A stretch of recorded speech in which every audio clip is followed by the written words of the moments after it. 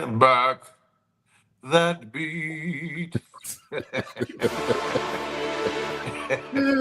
a little Pavarotti on it. Exactly. Yeah. A little hip hop opera scene. Yeah. All right, go, man. Shit. We gotta wait for the beat to drop.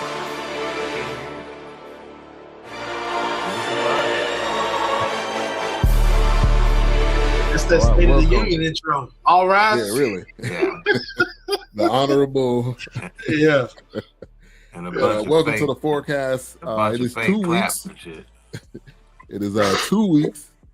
2 weeks in a row that the Fourcast is officially here. Myself, A-Trap, Wilkes, and King Doc. King Doc on location from the Prince Suites. Yes, sir. Prince Studios. Location. Yeah, parts unknown. Right. Like them wrestlers used to be from. Yeah. And now, now that we got 2 weeks in a row, we in the running for the most consistent podcast next year. Exactly. Right. We in there, baby. We in there. Exactly. We in there, baby. What's up, A-Trap? But on tonight's show, man, we got a special episode. This was just released, and it's called the 6888. I'm so glad Doc was able to be on. He has had military experience. He is a veteran himself, so he's definitely going to be able to add a lot of depth to this. But this is, man, we could get into it, but this is something that needed to happen. You know, we're getting a lot of films, which is perfect. Sir, yes, sir. We're getting a lot of films which are perfect for what we need because it's bringing history of things that a lot of us didn't know. And I think this is one of those films that needed to be made for us to know the significance of how we impacted you know, in different wars. And a total original thought just based on your comment. Think about how many stories like this probably exist throughout the military having to do with the African American experience and how significant we were in getting stuff done when we got the worst of equipment, the worst of circumstances, the worst of opportunities, probably given dead end assignments, hoping that they would fail. This is probably one of many, if I had to guess. Yeah. I wasn't gonna mention this but Doc kind of started out the gate. It's like, as I'm watching them bring this, I guess it was a cathedral or whatever. I can't remember where they were, but it's like, oh, look, once again, the backbone of America extending its ability to bring up a nation and to carry them into the glorious future, you know, once again. Right. You know, you talking about when they were put in the King Edward School? That place they were kind of cleaning up. That was a school that was obviously closed. A building that should have been condemned, probably. You know, right? Exactly. And like here we are making the best of the best of what we got. You know, that's and what it is, right? It's like, hey, and here's another tie back to food, right? We make the best. Isn't that what our whole food culture is about? Making the best of what was left. Making the best of what you got. Yeah, until you turn it into a delicacy. Now everybody wants it. Right. Exactly. Absolutely. All right. So the 6888 is available on Netflix. It is all a Tyler. All the chitlins, all the pig feet.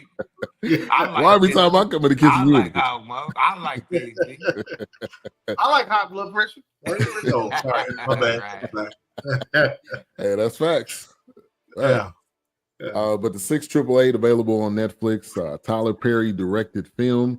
My motto is always, if Tyler Perry is not in it, it's gonna be a quality film. Even if he's directing it, when he's not in front of the camera, I think he does his best work. Absolutely. I think so. Wow, what a backhanded compliment. I think so. Hey, it's the truth. Agree with that? It's the truth. Keeping it real. As a matter of fact, backhand clap.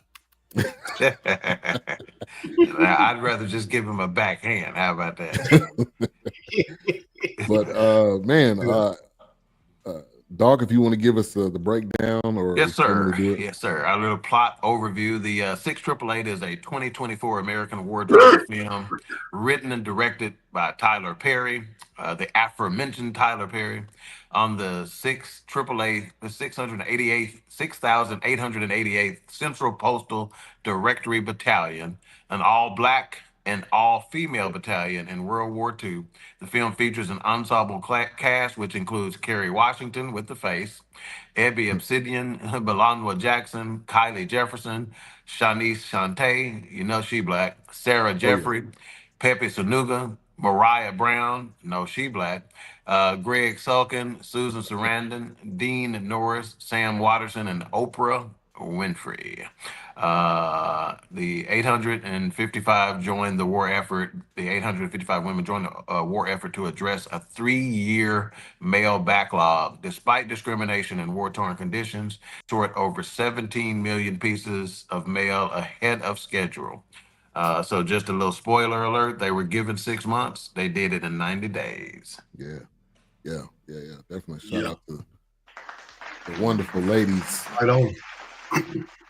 All right. So man, initial thoughts. I'll go ahead and kick it off. I was excited about this one. I think we've known a little while about this one, at least a couple months, because there was an image that Tyler Perry was kind of standing and he had all the women behind him, and they were talking about this film.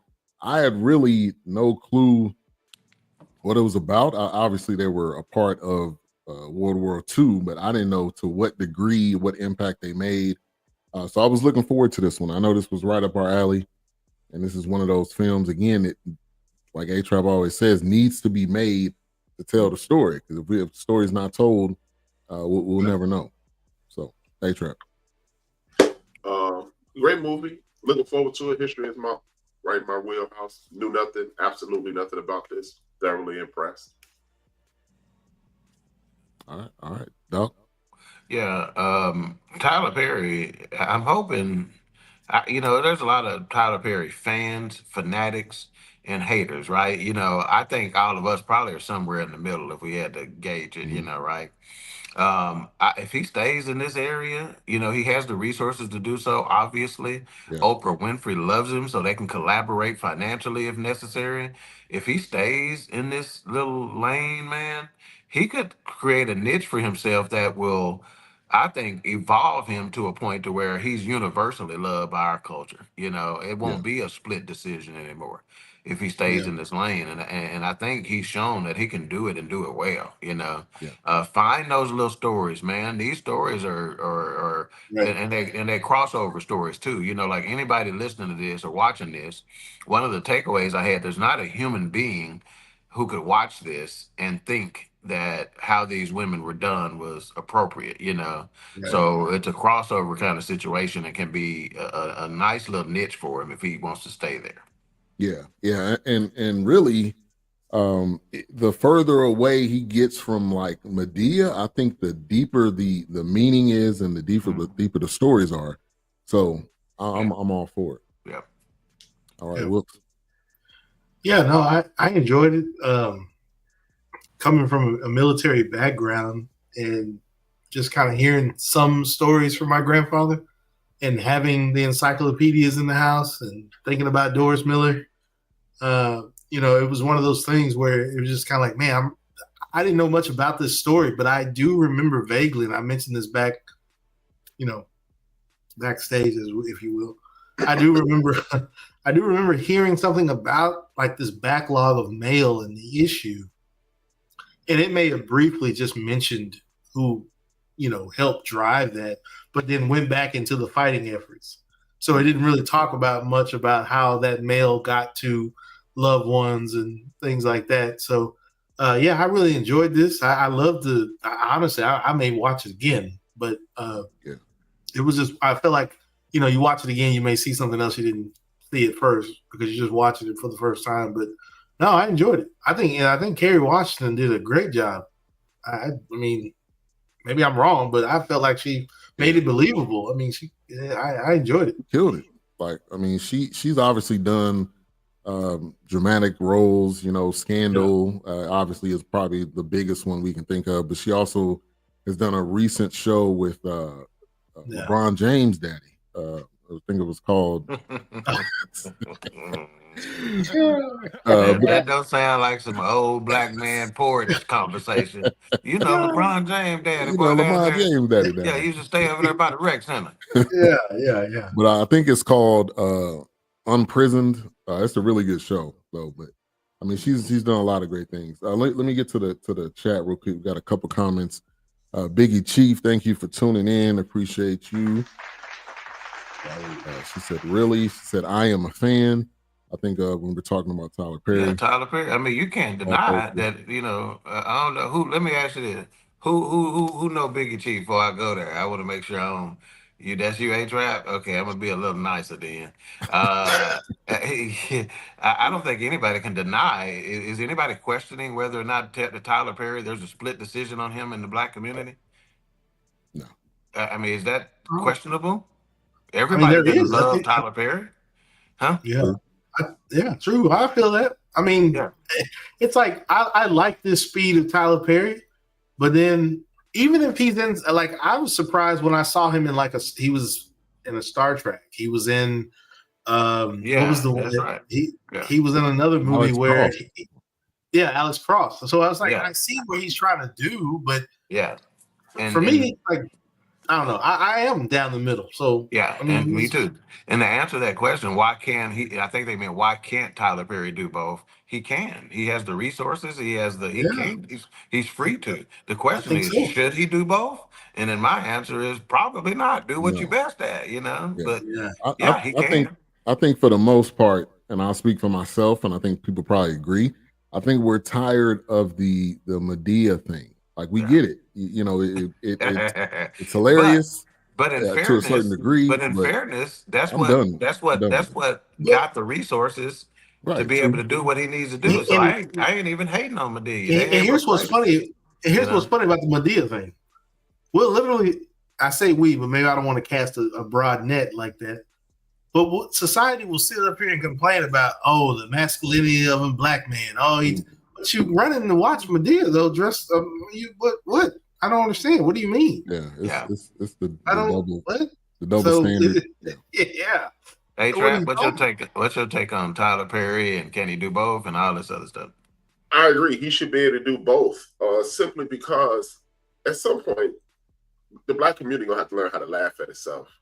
This dude is clearly doing this, making fun. You know, he's showing adoration and making fun of his grandmother and his mother and a bunch of women in the community. But we are so caught up in the concept of what others think of us and how others view us, we missing out on millions of laughs. A lot of people don't like Spike Lee. A lot of people didn't like John Singleton. It's this old saying, everything ain't for everybody. So guess what? Tyler Perry can make this. He can make Medea. He can make Uncle Lewis and Lil Greg and all the rest of the damn people in the neighborhood. But at some point, we're going to have to learn how to just laugh or turn the channel. I don't think. That's me. I don't watch I don't think the black community has a problem laughing at itself. I think we laugh at ourselves more than any other culture out there. I don't think so. I disagree wholeheartedly. Stand-up comedy? I mean, just that genre alone, that's what it's all about. Stand-up comedy is one thing, but when you have if a black dude made a movie like Jim Carrey would make, like Will Ferrell would make, they'll call him a buffoon, a step and fetch it. He's clowning. Why is he cooning and tap dancing? And then when a white boy make it, it's the funniest thing in the world. If it's gonna be funny, let's just let it be funny. Let's not label it. Some people used to hate on Martin because of too much physical comedy.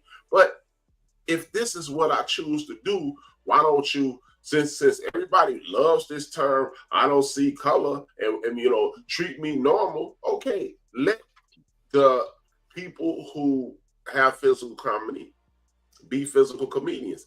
The fact that we love Flip Wilson as a culture and hate Tyler Perry is exactly what I'm talking about. We love Big Mama's House, but don't like Tyler Perry is exactly what I'm talking about. we have to learn how to embrace everybody. We love using this terminology. We're not a monolith, but we want everybody to act this way, though. That's what I'm saying. Make up your mind. I think I disagree. I don't dislike Tyler Perry. I don't dislike I'm not Madea. talking about individually. I'm talking about as a collective. Yeah, I think Madea was funny the first 4 times. The first, I'll give you the first as you 8 times. continuing to do it, to me, it's just less funny. I'm not saying it was funny. It was hilarious the first. To Ben's point, they said that about Ricky Smiley's character. Who was that lady that he did? They was like, she was funny to a point, but it was just like, okay, let her go. Stop, Ricky Smiley. And to be perfectly honest with you, I think Tyler Perry's Medeas are all better than the Martin Lawrence Big Mama thing. Every last one of them. I think they're big. A longer run, for sure. You know. Yeah. I don't know. I think for me it was just kind of like, how much more can you do? I know you could probably do a mountain of Madea things. That wasn't my issue. It was just like, hey, I know you've got other chops. Let me lean toward. I'm like, oh, this is my lane, and that's fine. Your lane might be that lane, but this is what. Hey, if he does documentaries from now on, or he does things like this, hey, wow, this is awesome. I'm sorry. I think we're personalizing the statement. I'm talking about in the broad scope of things. Yeah.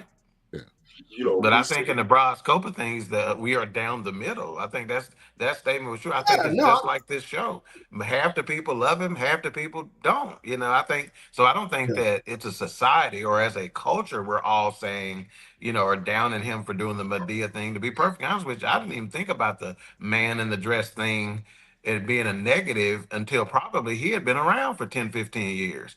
And other comedians started talking about it. And then the Dave Chappelle thing got big about that sort of thing. Yeah. I didn't even think about him in a dress in that way because I was a big Flip Wilson fan and stuff like that. It wasn't. Because in my mind, it was just like, oh, you know, we've seen it with the Bosom Buddies. We've seen it with the other comedians.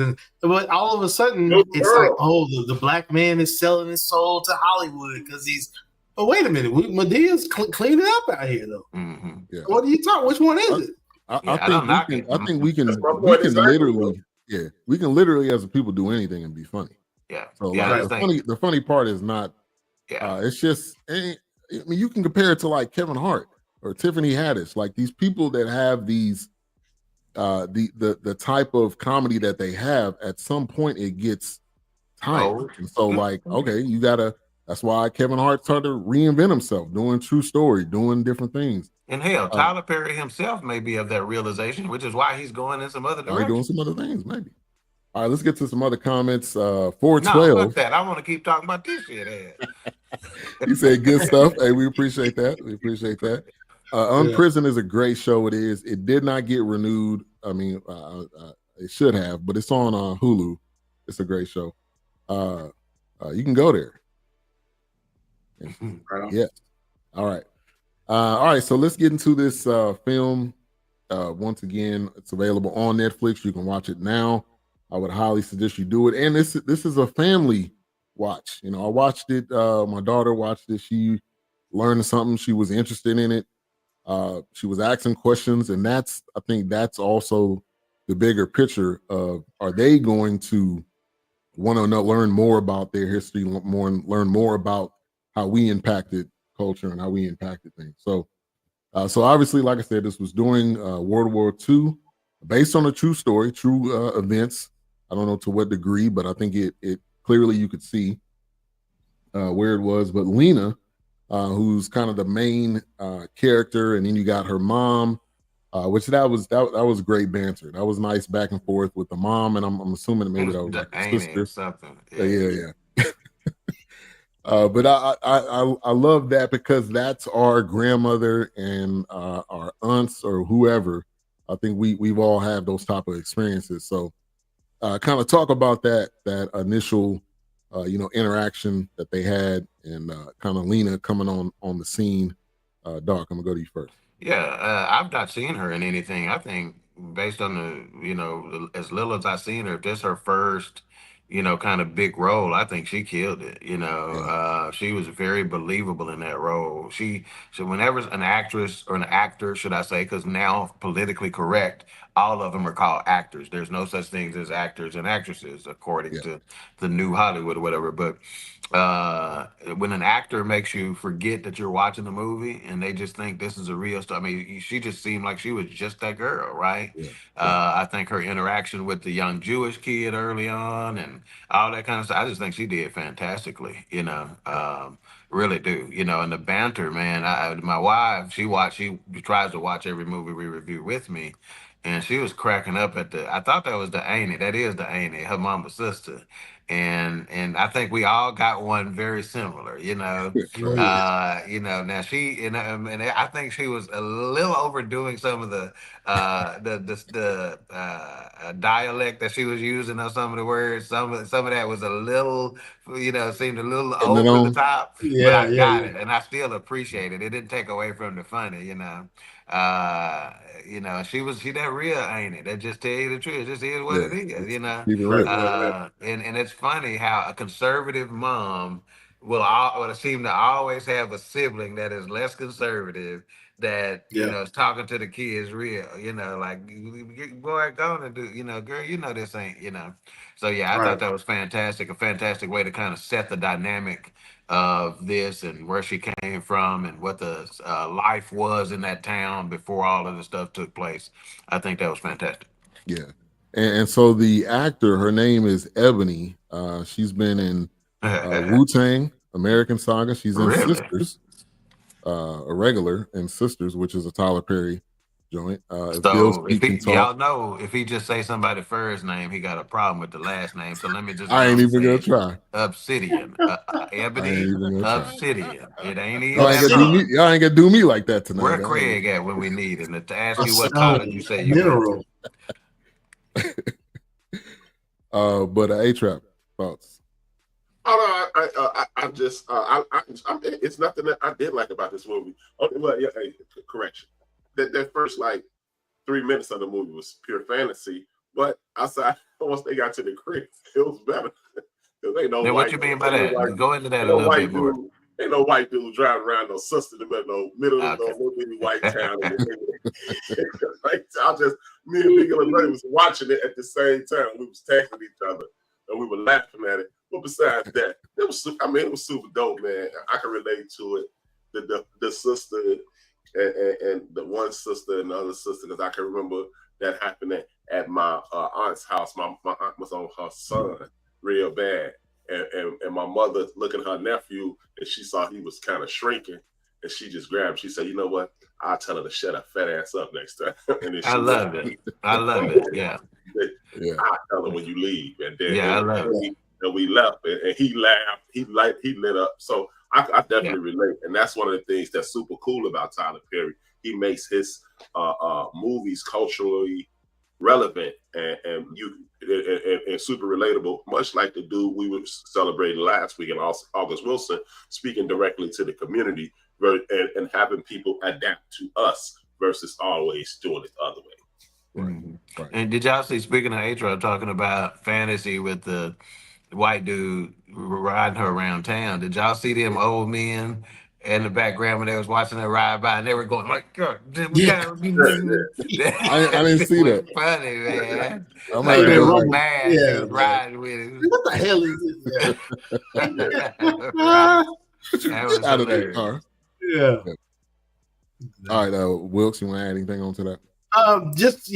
Kind of what A-Trap was mentioning is kind of like, I listen to my aunt at Thanksgiving and Christmas, and she's kind of that way, my mom's sister, and just listening to their banter, about the grandkids and the kids. So, it's definitely this past these two holidays have been insane, have been crazy with that. So when watching this, it also took me back further than that when we would have family reunions, and on that last day, that third day, which Sunday, we kind of gather after church and just kind of, did you see what so and so was wearing and all this? It was just like, oh gosh. But it was good to watch. I enjoyed it. It was relatable. To watch Black sisters Hey, man, just to watch black siblings, period. It's Right. entertainment, man. You Oh, know, in fact, 100. shameless plug here on Queen 3 and King. Like here, I use these as opportunities to network and stuff like that. And just when I tell folks that it's a show that I do a podcast with my three sisters, they immediately understand that, oh, there's going to be some chemistry there that you can't replicate in other places. Just some natural. Whenever you get siblings that can just be loose and do their thing, Yeah. black, it's literally entertaining to sit around and watch my mama and her sisters and brothers.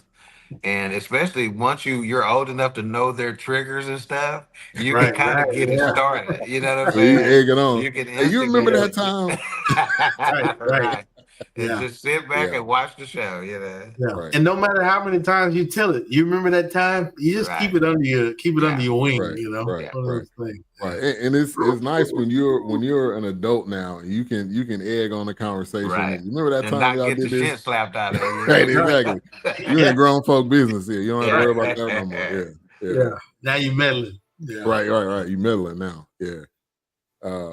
So I wanted Doc, I wanted to go to you. So Lena, who was just graduating from high school, she was thinking of going to college. Her boyfriend, who went into the military, she wasn't getting letters back.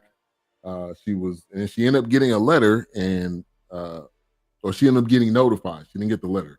She got notified that he died in battle, and so that was kind of her trigger to like, okay, I want to go fight. And so, what was that moment for you? Believe it or not, I have a couple of females in my family that have served in the Air Force, both of them. And I'm gonna tell you like this: I've had a couple of nieces and a couple of friends and friends of friends and family members, females, who have asked me about serving. And because there's still this stigma with women in the military even to this day, and they're not sure of the treatment, or I'm gonna tell you the biggest concern: safety.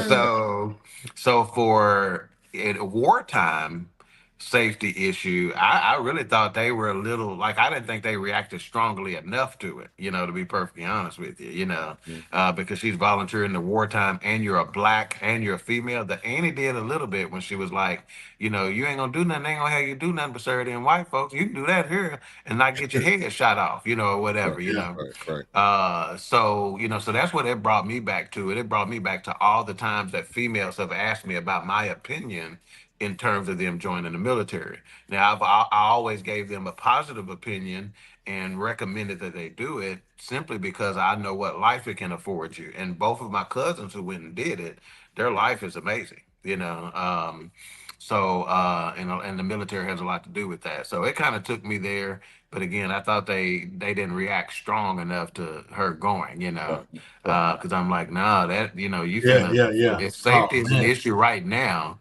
during wartime, black female, safety, sexual assault, all those kind of things you got to there are real dangers that you got to be considering, Right. So that's where it kind of took me from a background standpoint and understanding some of the females that I was exposed to in the military and how they were and all that kind of stuff, So and I wonder too, did they think this was just okay? She thinking about this right now, but she'll eventually come to she'll eventually come to her senses, and she don't want to do it. But once they realized it, they was like, wow, okay, this is really what you want to do. Yeah, but I think it's really she should receive kudos and some recognition because like after 9/11, it was a lot of people who were inspired to join after that, wartime and tragedy and that type of situation has a tendency to inspire a nation to rally, so it's good to see that even a black female receive that same inspiration and can do something about it. Yeah. And honestly, if you disagree, but that's probably the best recruitment that you could have is when something happens. Oh, no doubt about it. And you want to come in and try to make a difference. So I mean, think about it. Think about all the, here, you got a black female volunteering. Think about all the rich white kids who was hiding, who had enough money to get sent to Canada, the Dodge draft and Right. stuff like that, you know. So again, I think she deserves a lot of recognition. All those women did. Now you see in the story, they all joined for different reasons. Right. One of the girls said, "I was tired of him hitting on me." You Yeah, know, I was trying to get to the men's in there. That's right. Yeah.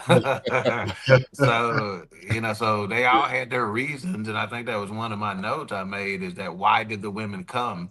And there were so many different reasons for why they decided to join, you know. Yeah. And I thought that was fascinating. You know, like if there was 875 of them, it was Yeah. 125 different reasons, you know. Right. And they had different cultures, different people. One of them was going, I think, to medical school. That's right. So I mean, the way they did it was perfect. It wasn't just we all just came because we want to fight for our country. Right. Or we were broke and poor and couldn't, you follow what I'm saying? That ain't why we didn't just join because we were broke and we needed a handout. Some of them were doing exceptionally well, you know, and joined, you know, so again, the patriotism, you know, and stuff like that involved in that type of a decision is overlooked. You know, that's a part of this story that is overlooked, you know. Right. Yeah. Hey, Trap, you wanted to add something? I would have been a draft dodger. Yeah. All right. So it's something different about being drafted versus volunteering, though, ain't it? You know, like let me go on my own. Yeah, don't tell me I got it. Voluntold. Right. Yeah. Don't just volunteer me to do it. Yeah. So this moment, kind of like what Doc was saying, you know, which I never came close to. I tried, but I have flat feet. So, but it was one of those things where I always heard, you know, what you doing joining the white man's army? You ain't got no business being no white man military. You know, like he said, they were so willing to kind of let her chase her idea or dream or whatever. And, you know, it was kind of trying to hold, they didn't do a lot to hold her back. I was like, the next thing I seen, they dressed to the nines, seeing off on the train. I was like, man, no. The way I was growing up in my neighborhood, no, it was like, no, you don't got no business being in no white man army. Another aspect of the Annie messing with the sister was she talking about the daddy. You know, that boy, he ain't bought you nothing since. Why you think he gonna come out with some money now? He ain't ever came out with nothing. Yeah, that's another very real conversation. She was digging in. She was right in there, man. A complete side note. Whenever I see a train like that and a long walkway, I think of that movie Bernie Mac was in when he was walking down that head of the union, head of the state. He's slapping him when he goes. Slapping him with both hands, back hand and front hand. Yeah. But the boot camp moment, obviously we kind of talked about it. They all get there. I don't think they really had a sense for what it was going to be. But you know, that's kind of like a grinding moment to get you. So Doc, I'm gonna come to you. Boot camp. Before I get there, I don't want to get too far away from this aspect of it. Is the Negro, and I figured A-Trap would catch this. The magazine Negro Digest. Is that real? Is that a movie thing? Like, is it like it's a black version of the Reader's Digest or something like that? Yeah, it was a real thing. It was the presidents of the Jet and the Ebony. Wow. Yeah. So did y'all catch that where she was reading? She was in the bunker when she was reading that. I saw that. But that was 1942 to 1976. Yeah. Now, what part did you just ask me about being? You asked me about the boot camp. Oh, boot camp, yeah. Well, part of that boot camp is the gas chamber. So that scene in the gas chamber, that's pretty spot on.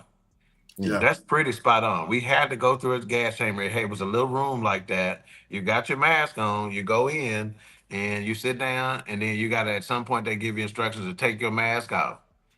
And you got to sit there until you can't take it. The fact that her nose was running like it was, that is exactly how it is, you know. So I thought that was pretty cool. And same thing, you know, the female drill sergeant was just doing what the male drill sergeants do for the guys. I'm just saying, wow. Huh? Say that again. What'd you say? Say that again. A-Trap cut out on me, or I'm cutting out on y'all. One of the two. Yeah, something. No, I think it was A-Trap. I didn't say it. Oh, I thought He Oh, said it sound somebody like said you hi.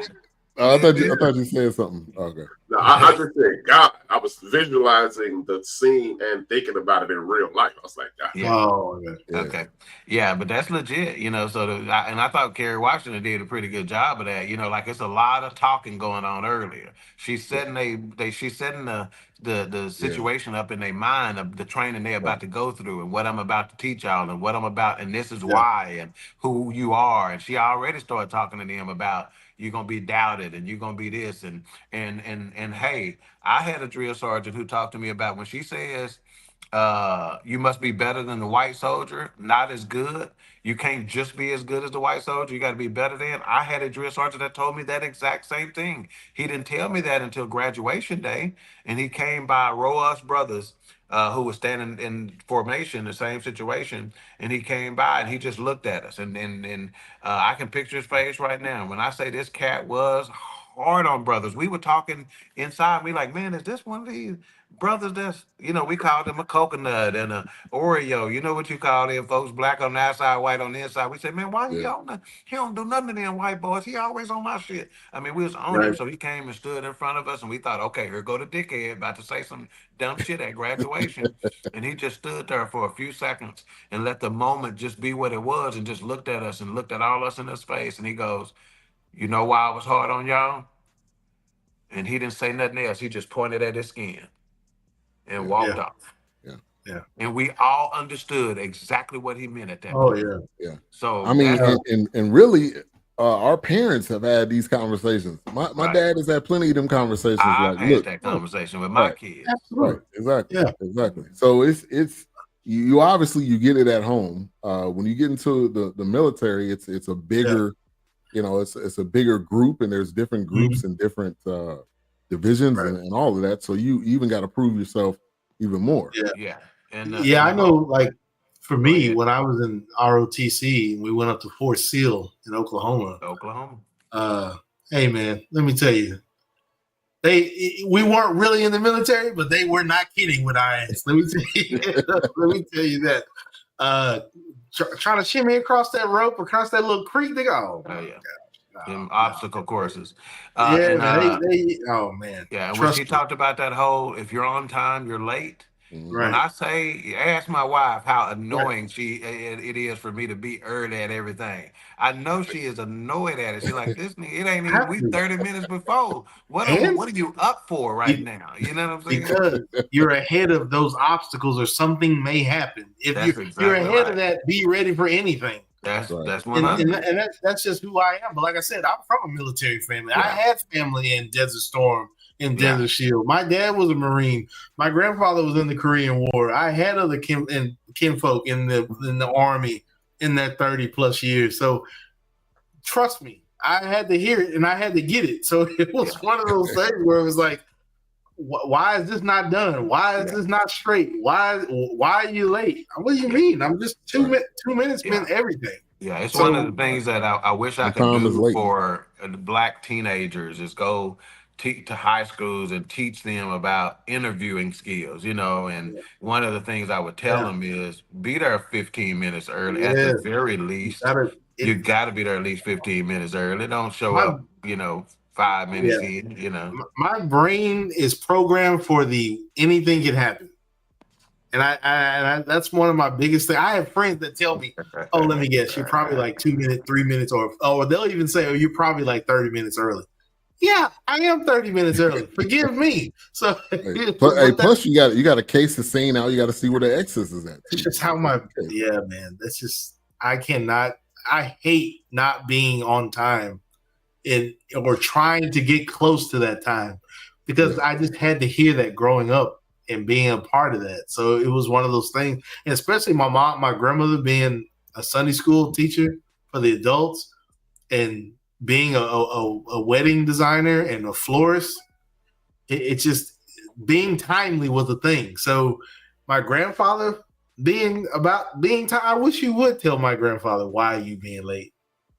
Yeah. I don't care if you haven't set a plate on the table yet. You're behind. Yeah. My grandfather need that plate on the table. Oh, we lost him. Yeah, can't hear you. Nah, sound a little muffled. Kind of muffled. Yeah. But yeah, man, when I saw that and just going through that, it just takes me back to just growing up in the family that I grew up in and kind of not dabbling in the military like I would have. I should have been an MP, but I did not because I wanted to be special forces, but I didn't do that. But it was one of those things where it was kind of like, yeah, all of this kind of took me back and just being on the edge of that. So it was interesting to see that. Yeah. Anything you wanted to add, A-Truck? The funny thing, I was raised just like Wilkes. I mean, 15 minutes early is barely on time. You're right. Here's the irony in that. I've never gotten a job that I was on time for the interview. Yeah. I worked for the Washington Post. When I worked for Reuters, I was late for both interviews. And I'm like, I'm telling you, if I show up on time for the interview, I'm just sitting there laughing like I'm not getting this job. and it never fails. If I show up late, I get the job. Yeah. But which is crazy too. I know. Yeah, that's why I'm sitting there laughing like, I was raised like that, but it never worked for me. Yeah. I mean, even when Ben, I finally made it to the BS3 awards. I knew I was early, but I wasn't too early, but I wasn't late. But it was just one of those things where it was just like I gotta be here time. I feel like I need to be. Of course, Ben is counting on me to present, so I was like, I gotta be on time. I gotta go. Yeah. So it was just one of those things where it was my head. It's just how my mind is programmed like that. Yeah. It's like. But with all the traffic that we've gotten now in the Dallas area, there was a time where I could say, oh, it's Saturday, 12 o'clock, 75 going to look like this. Let me head out. Now it's just like, let me prepare differently. So. Right. Doc, just want you to talk, make sure we can. We can, but it's a little scratchy. I don't know if you want to do the headphones. Maybe the headphones, but he's still. But so man, really, when you talk about them being over there, obviously putting in work, going through boot camp, you're thinking like, all right, we're probably about to be on the battlefield. I think is what they thought. And obviously with the main character with Kerry Washington, she trained them and got them ready. And they were looking to get orders and they were looking to make an impact. That's the reason why they came over there. So I think she prepared them well. And we kind of already said it, when it came to her character, she did one hell of a job. And it wasn't any, I wonder if this was real or not. It wasn't none of that. You really got a sense of, like, she put in some work. She put in some work and some time, probably put in some time to train and to learn more about, do some research. Go biddies. Hey man, the private chat, man, for 3 easy payments. $5. Am I back? You back? Yeah, you good. Okay. That's what I want to say right now is the private chat. If anybody cash at me right now, I will send out a screenshot. Right, and I promise you'll double whatever I charge you. But Ben, did you have something before you lost me? No, I was just wanting you to talk just to make sure we can hear you good, but it sound like you good. Okay. Yeah, but I think the last thing I wanted to say about I said they were threatening them, but they wasn't showing them. They got close. Close, but not quite. The button almost came off and everything.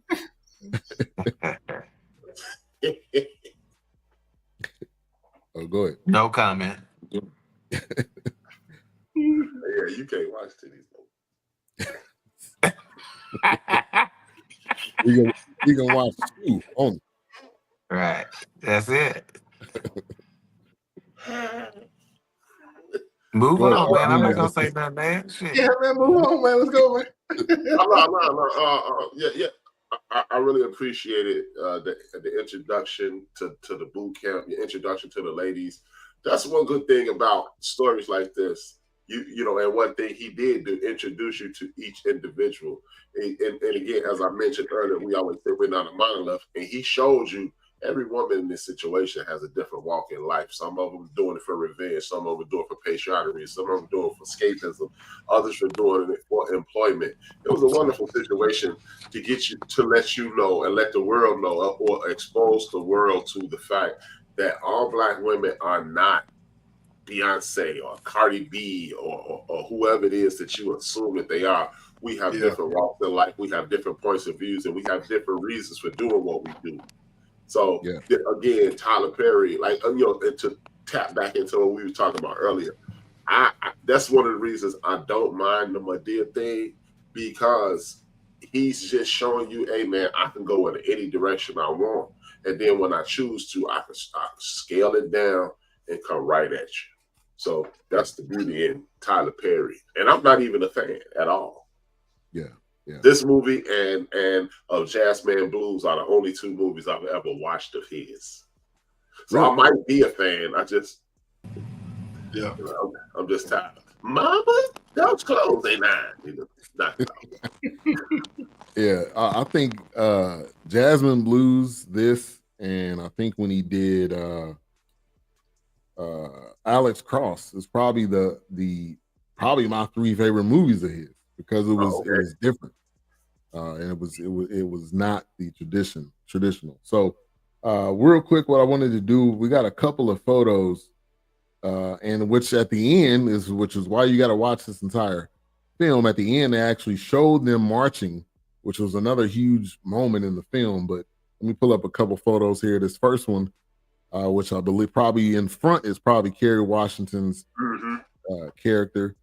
And then this is when they're marching through the street in what was this, Scotland, where they were at? I think it did. Glasgow, I think is where it was. But I mean, the impact of that moment, you know, let's talk about that. Them marching down, people were looking at them like, first of all, like who are these women? Yeah. Like, what are they doing here? What's their because even the general, he was like, and they even marched. He was already making fun of them. Yeah, this dude was hating from the jump. Yeah. From the jump. I was hoping he like tripped over a desk or something, man. This dude was getting on my nerves. But even with inspections, that kind of took me back too. Like the battalion, the annual inspection, and the dress right dress and the dress down and all that, and eyes right. You know, that all took me back to being in ROTC. But this dude was straight jerk, man. Straight. Yeah. Like, dude, was that the guy from Breaking Bad? Was that the brother-in-law? I wasn't sure. I didn't watch too much Breaking Bad. Just from what I've seen, I think he was like the cop, something like that. He was the DEA. DEA brother-in-law. That's right. DEA brother-in-law. Yeah, to the super duper drug dealer. Yeah. Dean Norris. Yeah, is the guy's name. That's the only time I was Breaking Bad from what I've watched, and then this movie here. So he was in something else. I can't remember the name of it, but he was in something else. He pretty much is typecast into that jerk role. Yeah. Because he was a jerk at DEA too. Yeah. So and he's in Carry On. Hey, that's a really good movie on Netflix. I hadn't watched that one yet. And they said that's doing numbers too. They said that might like break the Netflix record. Who wrote this? Was it what's his name that did Ozark, or was it Jason Bateman, or just somebody randomly did it? You know what? I don't know who. I don't know any of the particulars behind it, but it is. Yeah. It is 2K Die Hard. And this it looks like it's a Spanish American director that actually directed it. Oh, okay. But I'll definitely suggest you watching that one. Yeah, that's a dope joint. Well, even though my homegirl Kimmy, shout out to Kimmy, she watches. She said, "Ain't no way that's happen," and I was like, "Oh, okay." I hit her up. I said, "How many times did your eyes roll?" And she responded, "They still roll it, but I like the movie." And dog, we was talking about Carry On. I don't know. It's on Netflix. I don't know if you've seen that yet. I've seen the previews of it. Yeah, it was on our list regardless. Are we gonna try to review it, or what's the deal with it? Oh no, I mean, we can, but it's not a lot of us in it. There's No, one don't worry about character. it. Don't worry about it. and the only brother in the movie.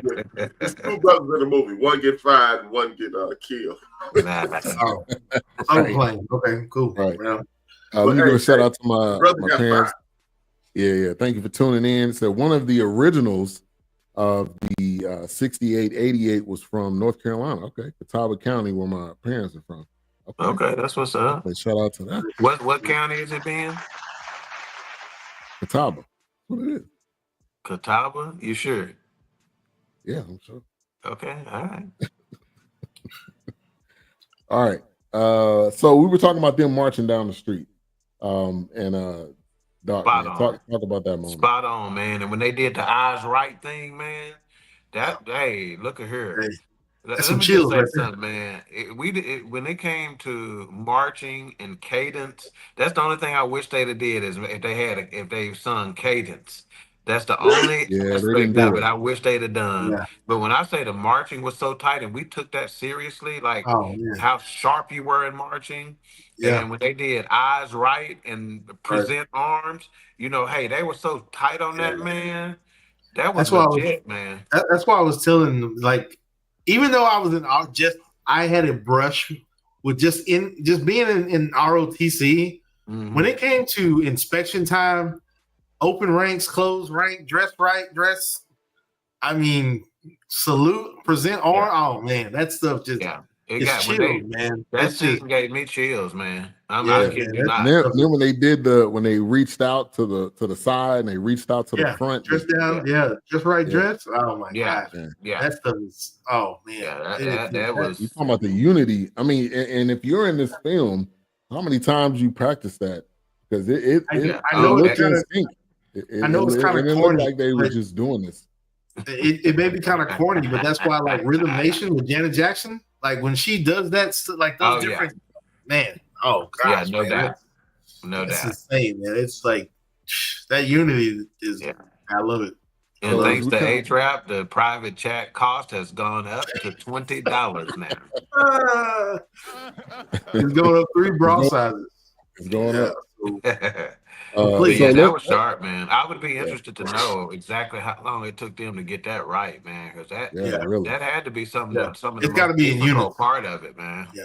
You have to be as one. You have to move together. Yeah. And I don't know. I can't think. That flank when they do that flank march together. Oh my! And you can tell the general, the way he looked at it, it was like he didn't expect him to be that sharp. Like it was blowing him away. Right. Yeah. The look on his face was like, oh shit. Mm-hmm. He didn't know the electric slide was coming. They playing basketball. Let's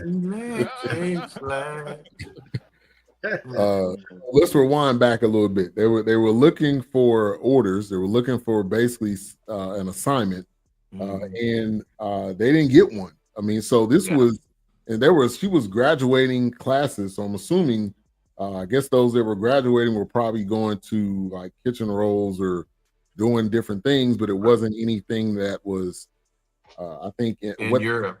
Yeah, like they didn't get sent overseas for the war effort, So they were waiting on those orders. Yeah. See, I would have been perfect for joining the military at this point. They'd have been like, "Look, Williams, you go into the train, not a problem. We're sending you to Europe. I'm not worthy." KP dude, man. KP dude. So they end up getting the orders. They didn't even know what it was. He said you can't open it. And this was after, and you could tell Kerry Washington was coming to this guy probably like every week, at least every couple times, every 2 weeks or whatever. And so she was very persistent, and she was coming to him for something completely different. Yeah. They were being disrespected in the theater, which I'm sure that was going on at an all-time high, obviously. Yeah. And so he said, "All right, you got orders." And she was like, "Oh, okay. I was coming to talk to you about something else." So talk about that moment, Doc, and kind of how impactful that was. Yeah, because the reason why I brought her into the office was her rank was disrespected, and we don't do that, man.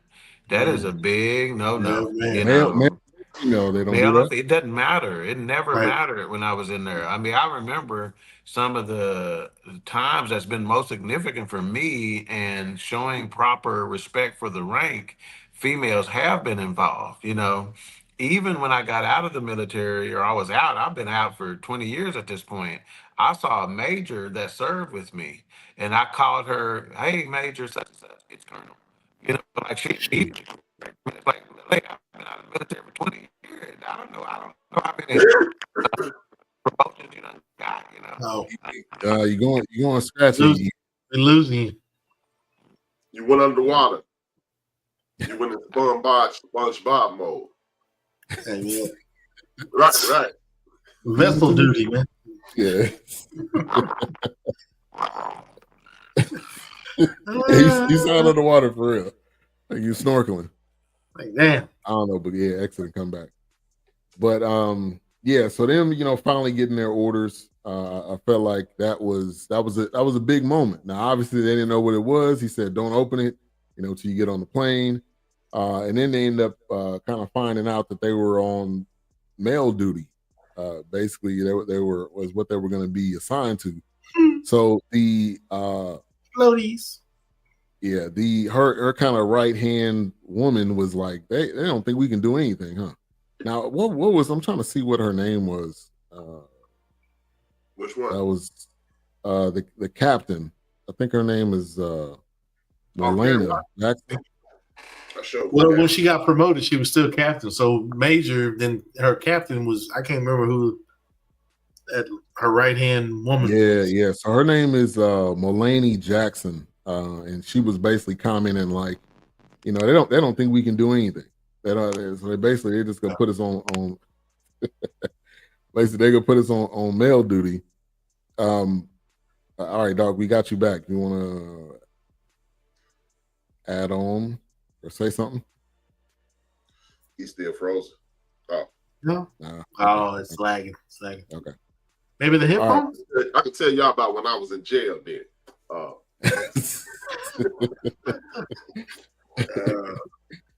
See, the significance of letters in jail. It's kind of like the military. I've never been in jail in this century. In this century. All right, my parents said we love the part where Washington stood up to her commander and her troops stood to her, then applauded her. Yeah, that was a big time moment. That was a big deal. Yeah, and you want that support. All right, so let's so basically they get the assignment, they get to the school, and the first you already knew it was gonna be. I knew it was gonna be trash. Of course, but I didn't know it to that degree where they basically had a pile of desks stacked up. It was dirty. It's like nobody been in there for years. Yeah. So seeing that moment, A-Trap, give me your thoughts on them walking in and seeing that trash. Well, like you said, it was atypical. You're looking at a situation to where you are a group of people who we don't want here first and foremost, right? And then you're the weaker sex of the people we don't want here. So of course we're gonna give you the worst job possible and hopes to break you. And then when you break you kick you out with no pension and so forth and so on. It was wonderful to see these ladies stand strong because it is a testament to who they are and who they were and the times that they were living in and how you can persevere no matter what. These are, as you stated at the top of the show, these are the times in which we do need to show the Aries of the world. And I don't know, Will's daughter and my nieces and people like that to show them, hey, life is not, no one in life cares about your feelings. No one in life cares about your well-being. No one just do what we say, do, shut up, fly right, and keep it moving. And this is what our youth needs to see. This is the premise behind the movie, I believe. It was these little messages, these little things, calling it nooks and crannies of the story, to say, hey, at some point in your life, you will become dead head on with something that is meant to oppress, demean, and denigrate you, and you are going to have to stand chin up, eyes locked, and do what you were supposed to do. Right. Absolutely. Right. Wilkes? Yeah, no, it's definitely one of those things. Like you said, when I saw that they had walked into this place, and I'm just like, oh, once again, you really don't. You're already trying to count us out but you don't understand. I'm from ancestors that this is all you're going to leave me with, and I'm going to make the most of it. You're still trying to count me out. You still don't realize that I'm making you better. Right. With trash. with the worst resources, I'm still making you look good. Happy. I'm making you better. Like you still act like you're not happy. So it's one of those things where it's just kind of like, okay, you think this is gonna break me? Nah, try again. Not gonna even break like Kerry Washington said, our parents have made homes out of little, and that's what we're about to do right here. Yeah, basically turning that entire school to. We've had shacks that we had to make into homes. Right. We've had little. Make bricks without straw. Hey, come on, man. So it was one of those things where it was just like, did you really forget where we came from? Like, come on, man, stop. Don't do that to you. Turning that school into I had a beauty parlor in there. They had actual chapel there, and turning that into a post office. That was a post office. I'm not even gonna say makeshift. That was a post office. With that amount of mail, that was literally a post office, pretty much. And the fact that research, figure out what went to where. The fact that they had to use strategy, like, where does this mail? Why is the mail coming back? Why are we getting returned? What is happening? Oh, wait a minute. This is the insignia of the soldiers. This is the whatever. It's kind of like we have to do detective work to get this mail to work because you already don't want us to succeed anyway. Right, and it's like 10,000 Johnnies. And it says Johnny on there, so you got to figure out which Johnny is it. I mean, like they were dealt a horrible hand, and they how did you not? Yeah, because it's like also too. How did you not know that would not turn the morale of the people that's fighting for you? Right. Like, what do you think was happening? Like, you don't want me to help you turn the morale of your boys so I can hear another story about my grandfather fought in the Great War. Yeah, my grandfather. Yeah, but you know how he got his morale turned around? Right. So it's one of those things where it's like, you don't want to give credit where credit's due. Cool, whatever. We're going to make it happen anyway.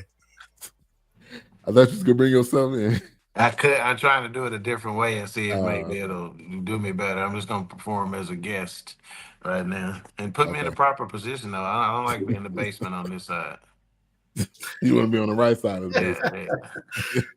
You want to be on the right side of the throw. That's right. Wow.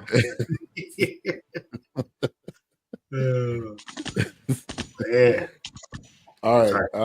So we're gonna take a quick break. We're gonna show a preview of what we're gonna review next week, and we will be right back in a moment. Go pee.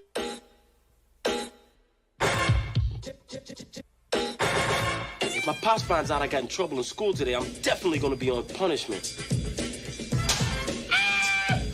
There's a party tonight at Peter's house. Can I go? You're not going nowhere. Every little step you take will be around this bedroom tonight. Did you hear anything about a party tonight? At least not any good ones. Hello, Tawatha. Do I feel like being bothered with Tawatha? Hello, LaDonna.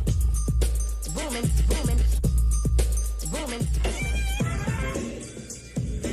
Yo, baby, you looking real good. Step off. Scandalous. Kick it, Pop.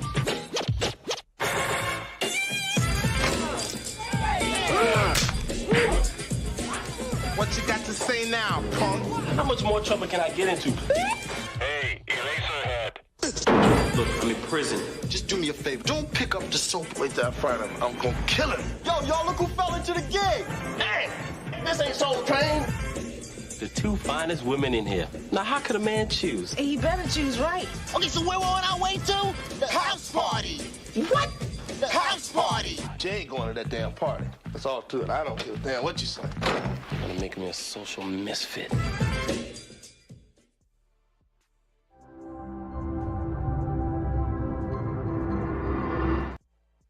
All right, and so we haven't done a throwback in a minute. Man, we've quoted different things in that movie. So we had you back, laid back. Man, classic movie. So we're gonna do that next week. Can't wait. Yeah. All right, so man, just how they flipped that to a post office, what we were talking about, Doc. Having to use clues, having to figure out which Johnny does this go to, having to figure out you can't even read it. I mean, like that's detective work is what they were. Yeah. They didn't know if it was. They didn't know if it was. They didn't know if it was Johnny Taylor, Johnny Gill, or Johnny on the Spot. Hell, if it was wall to wall or my, we don't know which one it was. Yeah. A-Trap, we did a face palm on that. See, a lot of people don't know the wall to wall. That's where you lost it, man. You use your context clues, people. Yeah. Man. Or Soul Heaven, whichever one you want. Yeah, but even when the general came to do inspection, he's like, "You got a salon in here," you know. But it just showed that she envisioned all aspects of what that needed to be in order for them to be effective, you know. Right. And early on, when the mail wasn't getting there and they originally started sending out pieces, somebody was sabotaging them. They didn't show that. I was expecting that to come out. Had to be. They were being sabotaged somehow. To just have hangers full of mail. Yeah. You just deliberately decided we're not going to send the mail. Well, yeah, on that, but I'm talking about once they got up and running in the first 42,000 pieces they sent out. All of them got returned to sender. Return exactly. Like, come on, something was a problem. You know? Yeah. Undeliverable. Right. Yeah. Right. They did everything they can, to everything they could to try to make this even harder than what it was. They already had somebody that was on the mission, and they couldn't do it. So, you know, they behind the 8 ball, but they killed it. They did what they needed to do. Yeah, and before I lose my signal again, I wanted to talk about the importance of mail. Now, this is wartime. When I got in, a drill sergeant once said, he goes, "There's 3 things you don't mess with: my mail, my money, and my meals." And that was something very significant for us: mail, money, and meals. And if you keep a soldier with his mail, his money right, and you feed him on time, you got a good soldier. But when you mess with either one of them, and I promise you, mail call, if you didn't get no mail, number one, you may get ridiculed by the other soldiers. Oh, don't, because we clowning still. That wasn't no. There was a brotherhood. There was a fraternity there within that, and we gonna clown you just like family. Oh, don't nobody love you. I guess Jody got her. She ain't got time to write you. You know. Oh, we own you. You know. Yeah. And you know me, hell, I was relentless. I mean, I'm talking about, I still may get questioned by this when I get to the pearly gates, you know, and say, remember what you did in Fort Leonard Wood to that boy when he didn't get no mail. Because, I mean, I'm talking about you clowning them. And they even talked about the perfumes and smelling the perfumes and trying to break it down by that. And that was a real thing.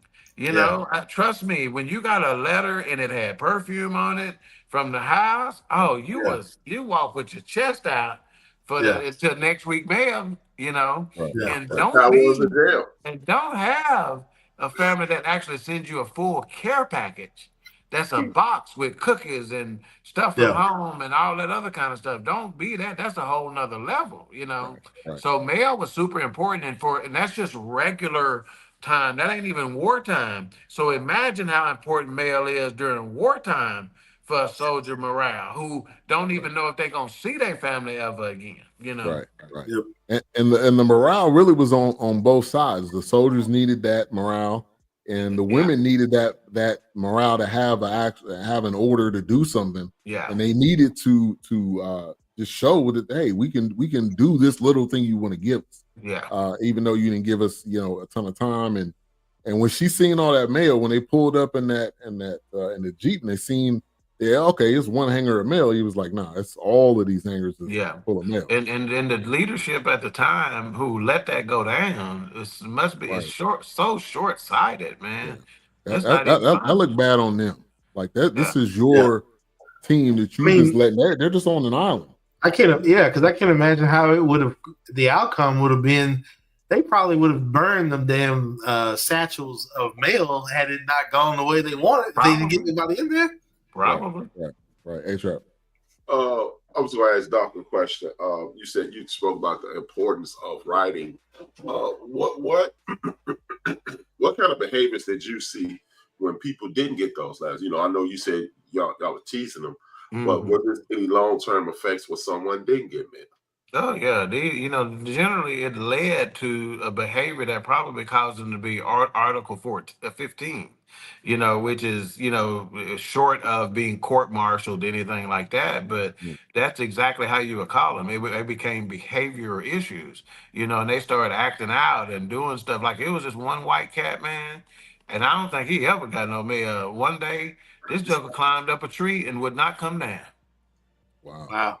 You got to think of the mental.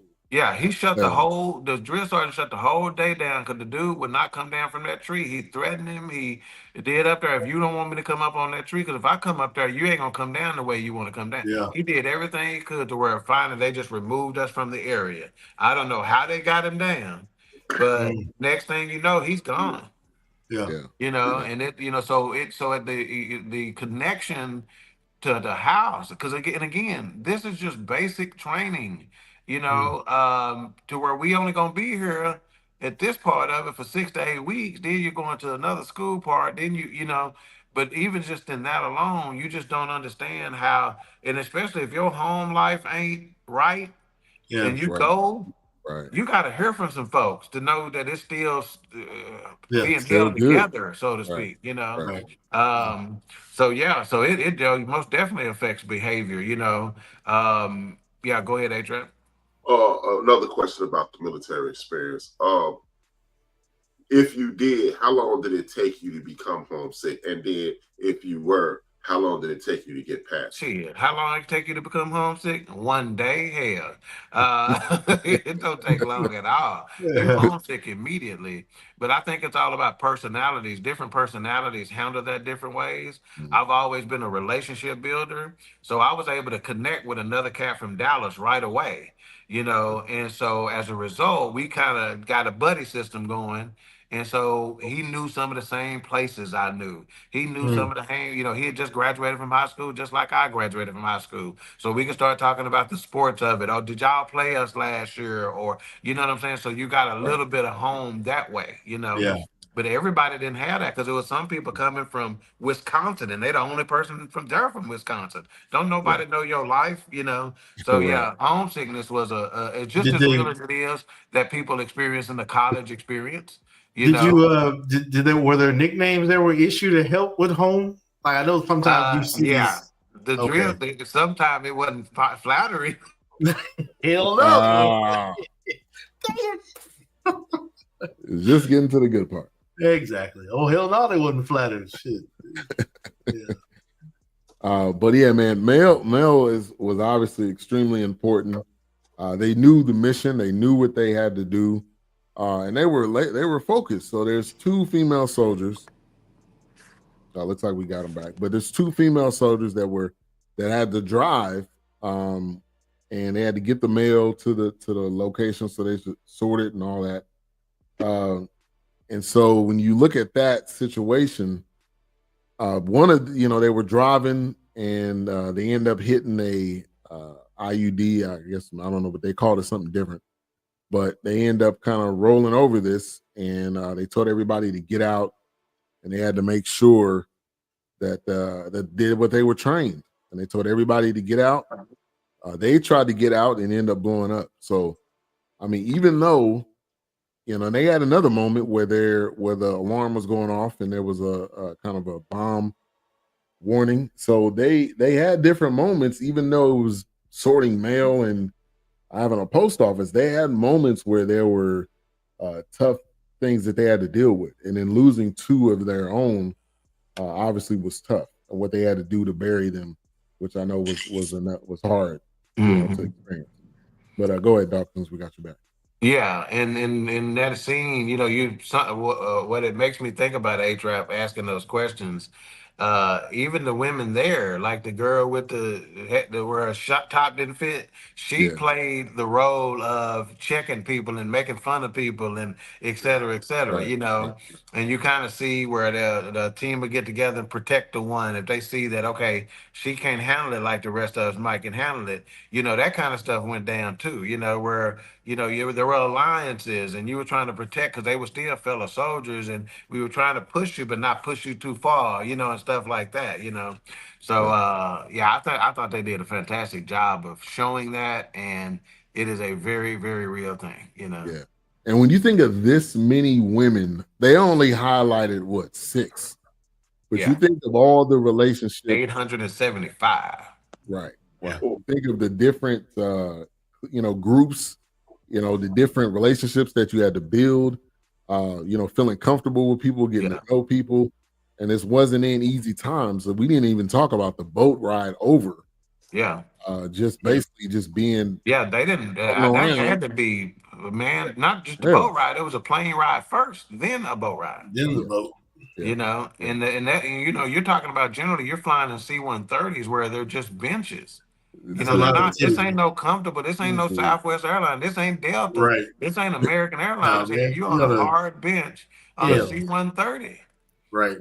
You know. Right. Yeah, ain't no comfort ride. And then, when they got there, they had to march. You know, y'all noticed they asked them, can they march? They had to march from where they landed over there. Right. We don't know how far that was.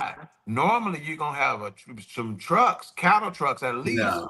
That's You gonna march transport miles you to where your deal is. So not only did you have to fly, then boat, then you had to march to the location. Then you got put in some barracks that were not up to par. So you imagine those first few nights before y'all got it inhabitable, how you were sleeping, man. Right. You know, so yeah, because you said no heat. They didn't have no heat. That's right. Hey, and this and you wasn't marching in no New Balances either.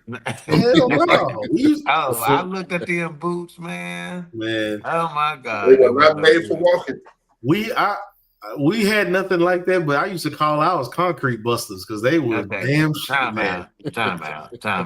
Okay, stop with the chat. Okay, we doing a show right now. Let me answer your question. I'm gonna answer this last question that you asked in the chat. Yes, I saw them, but after that, that's it. Okay, I saw them. Yeah. Hey, when you got Doc trying to lay down some ground rules, hey, you know it's wild, man. You know it's a wild. I mean, you do it. Wild moment, man. Hey, the price has gone up too. Yeah. Yeah, pay-per-view right now. Yeah. Right, exactly. Skinamax. Put it on Netflix at this point. Yeah. Well, man. I'm thinking he was watching this with a bottle of lotion and a sock nearby. Hey, damn. You said that military twill was getting ready, man. Something. All right, man. So they succeeded in what they needed to do. You know, they were successful even with all the bumps and even with all the we don't think y'all can do it. They did it, and now you know I don't know what happened after that. Like, did they get other orders? Did they get other missions? It said they did in the liner notes as the movie going on. Okay. They went to France after that. Yeah, and I'm willing to bet at some point Lena had to start getting promoted. You know, I don't know that for sure, but she would have had to start getting promoted. And all 875 probably didn't stay together because once orders are done, some other people, based on need, may get sent some other places. So I doubt all 875 stayed together the entire time. Maybe through the war, but once war was over, you know, they split. You know, right. And I thought it was super cool that they showed the ladies at the end, the real ladies, and the footage of the actual captain or major doing what she did. You know, I thought that was super cool.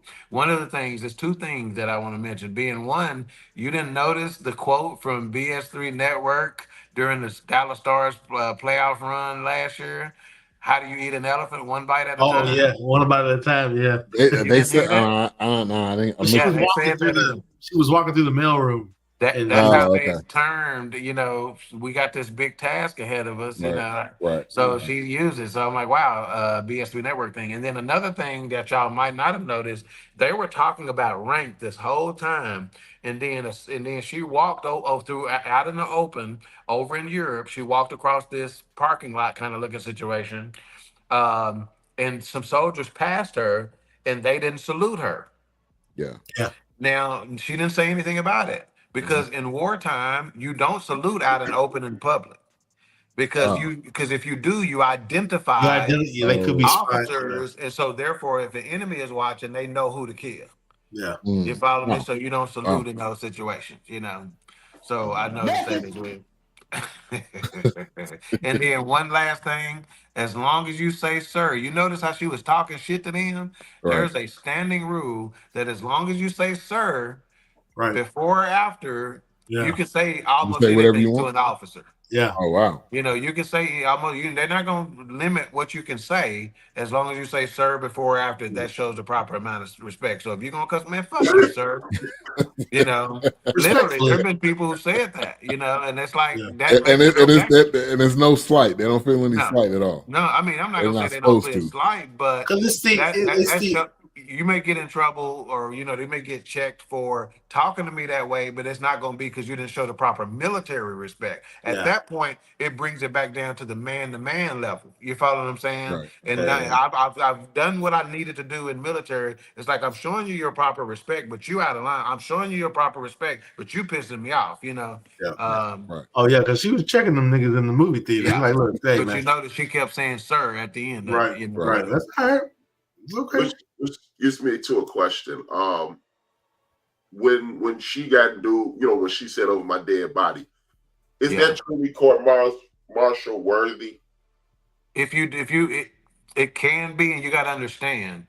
In a normal situation, it wouldn't be in, but whenever you got a prejudiced general that's trying to, overly punish a black female, Right. non-commissioned officer, or an officer, yes, it could have been, I want to ask what. So I but said not something. really. It didn't rise to that level, But I said technically, something if you there disobey immediately. an order, it can get to the level of at least an Article 15, or you could be bust down in rank.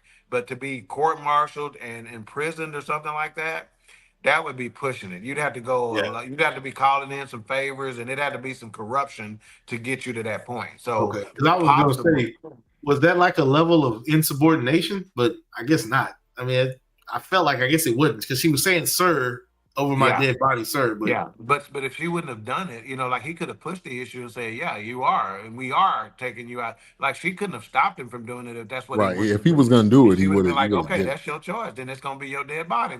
Then, and you see in a later scene, he was already making calls to try to get her out of there. Right. Now, unfortunately, at the same time, that's when the mail started showing up. Right. So he started losing his power in that situation. He didn't have any leverage at that point. Right. And Fly Tie is completely correct. Depending on the officers, some officers gonna tear you a new asshole. And so I'm not saying they won't talk back.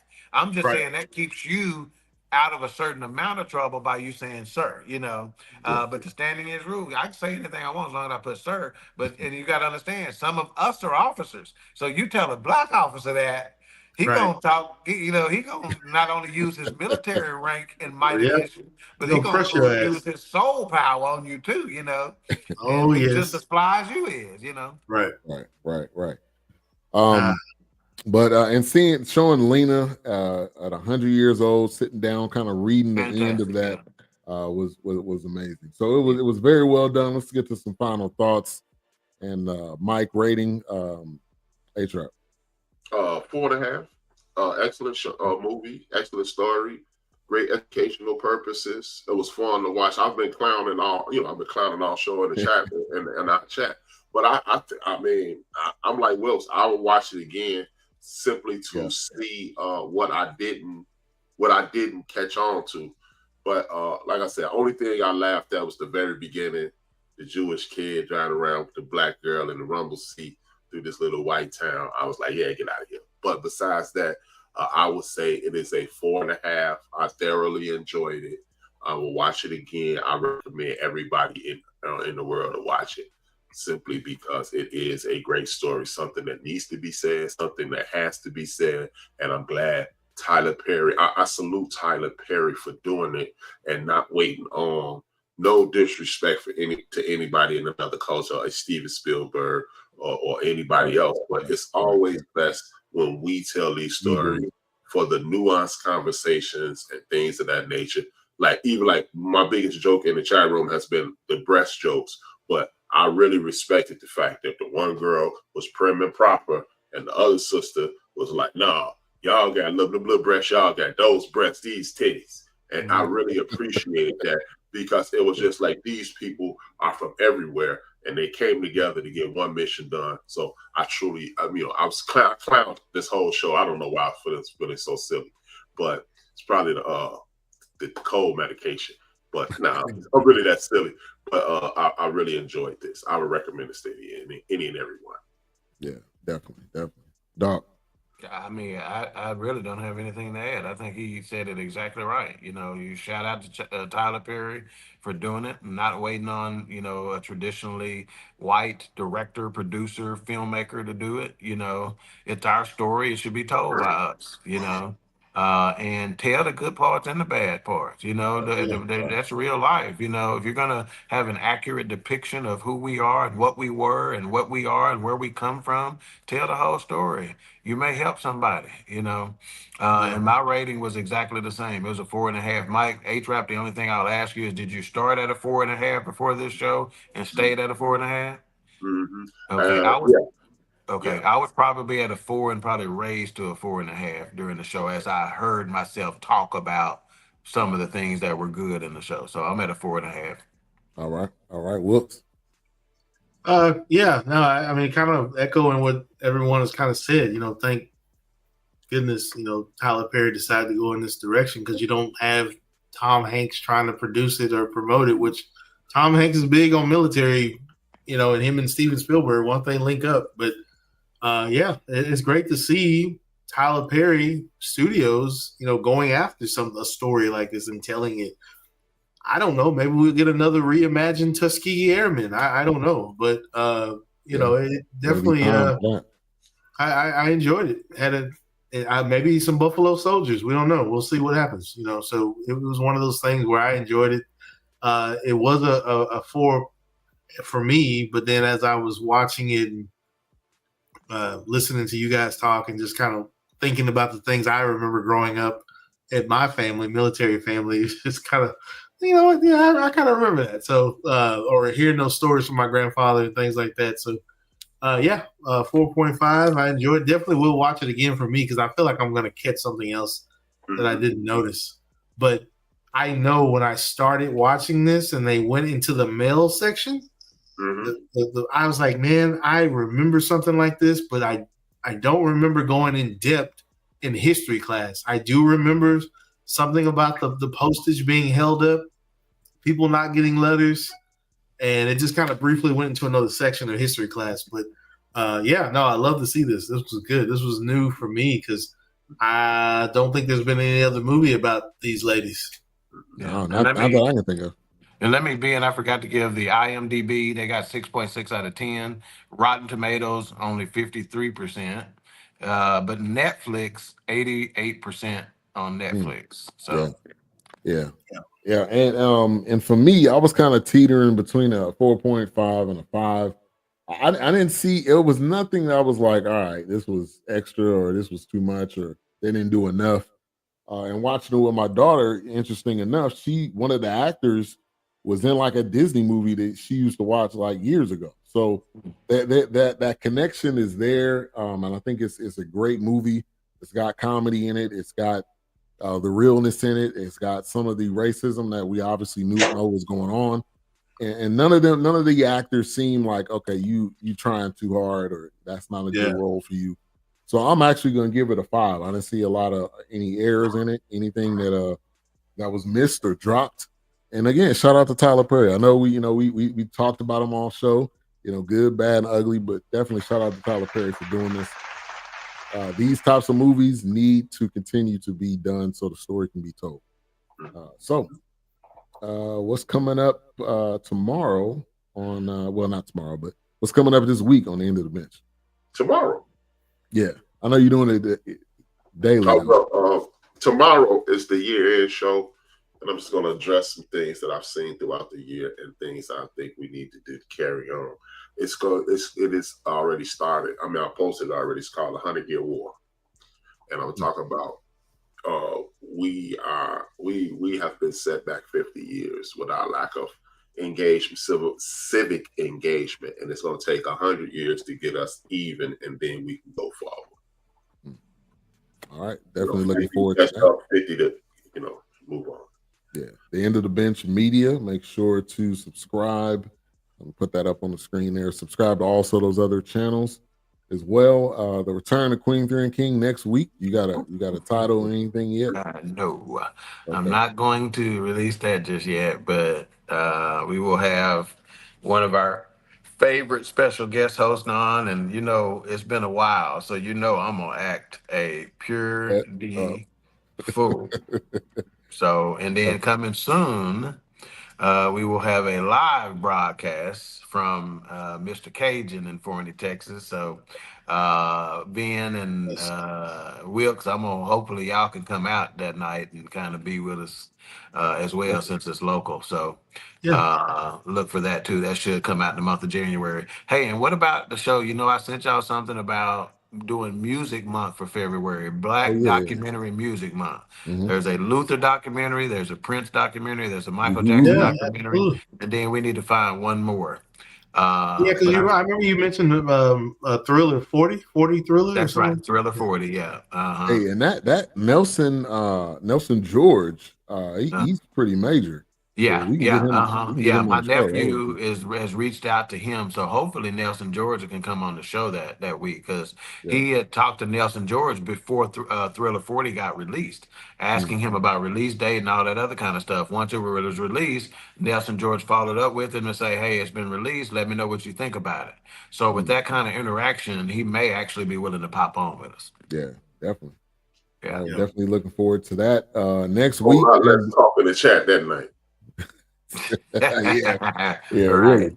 But I'm definitely down with the Music Month. I think that'll be great to do. And it's Black Music We haven't done Month, anything like February. We don't talk a lot about music during Black History Month. I just think that's a different, lighter spin on the Black experience for that month. Yeah. So I'm definitely down. Next week, House Party. That should be a good one, man. A lot of quotables in that one, man. And some people that we haven't seen in forever, some that have passed on, and some that we just hadn't seen in forever. Bernie Mac. I'm curious to see some of Robin Harris and the cameos. I'm curious to see the cameos. Dick Gregory, that's right. Mac is in too, dog. Oh, he's Bernie Mac is in too. Okay. Remember Robin croaked. Okay, let's get out of here, man. All right, go ahead and close this out, A-Train. Happy New Year. It's the last show of the year. 2 fingers, 1 word. I got the money, but you still need to get it from God. Later. Peace.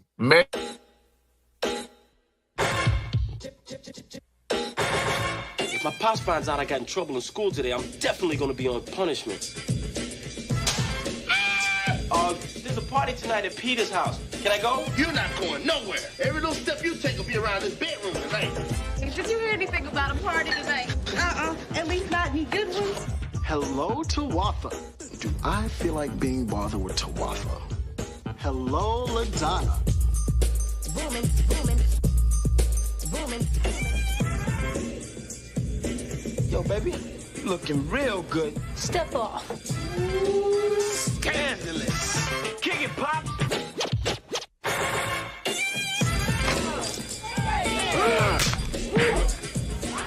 What you got to say now, punk? How much more trouble can I get into? Hey, Eraserhead. Look, I'm in prison. Just do me a favor. Don't pick up the soap. Wait till I find him. I'm gonna kill him. Yo, y'all look who fell into the gig. Hey, this ain't Soul Train. The 2 finest women in here. Now, how could a man choose? He better choose right. Okay, so where we're on our way to? The house party. What? The house party. Jay ain't going to that damn party. That's all to it. I don't give a damn what you say. Gonna make me a social misfit.